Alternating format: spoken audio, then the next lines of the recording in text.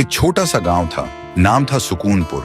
वहां एक पेड़ था, गुलाबी पत्तों से भरा हुआ, जो सिर्फ छांव नहीं सुकून भी देता था। जो भी उस पेड़ के नीचे आकर आराम करता था, हर किसी ने बोला, ये पेड़ में कुछ चमत्कारी है।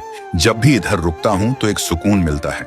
उसी गांव में एक बुजुर्ग दादू रहते थे अपने पोते के साथ। उन्हें गांव के सबसे समझदार इंसान माना जाता था। वो दादू अपने छोटे से पोते राजू को हर शाम उस पेड़ के नीचे लाते और कहानियां सुनाते और कहते, बेटा ये पेड़ सिर्फ पेड़ नहीं है, ये हमारा परिवार है।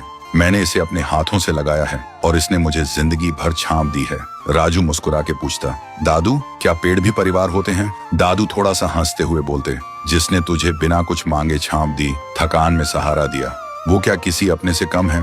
तभी पेड़ से पत्तियां गिरने लगती हैं, जैसे वो खुद सुन रहा हो, जैसे उसकी सांसें भी कहानियों में चल रही हों। वक्त गुजरता गया, दादू बूढ़े हो गए और एक दिन दुनिया छोड़ गए और राजू भी अकेला उदास हो गया था। अब राजू हर दिन उसी पेड़ के नीचे लेट कर रहता था। एक दिन वो आंखों में आंसू लेकर पेड़ को देख के बोलता है, दादू आइए ना, मुझे कहानी सुननी है, मैं खुद को बहुत ही अकेला महसूस करता हूँ। तभी पेड़ बोलने लगता है, राजू तू अकेला नहीं है, मैं हूं ना, तेरा परिवार। राजू चौंक जाता है और बोलता है, तुम कैसे बोल सकते हो?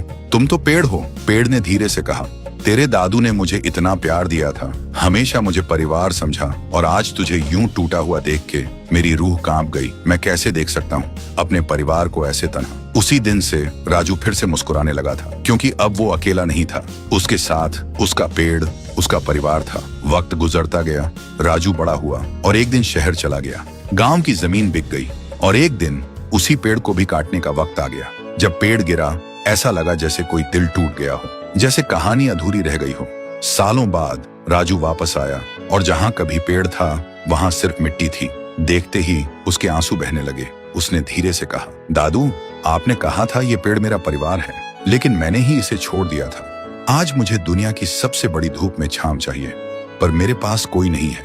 आप नहीं हो, और जिसे परिवार बोला वो पेड़ भी नहीं रहा। राजू फिर से अकेला हो गया, लेकिन तभी जमीन की मिट्टी में से आवाज आई, राजू मत रो, मैं हूं ना, तेरा पेड़, तेरा परिवार। तुझसे दादू की हर कहानी सुनी, तेरे हंसने की गूंज मेरे तन में अब भी घूमती है। मैं गया नहीं हूँ, मैं तेरे साथ हूँ। जब तक तू मुझे याद रखेगा, मैं तेरे साथ जीता रहूंगा।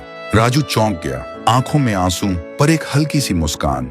उसने वहीं एक छोटा सा पौधा लगाया और एक स्लेट पे लिखा, जिसने बिना कुछ कहे तुझे सब कुछ दिया, उसे कभी मत तोड़ना, चाहे वो पेड़ हो या रिश्ता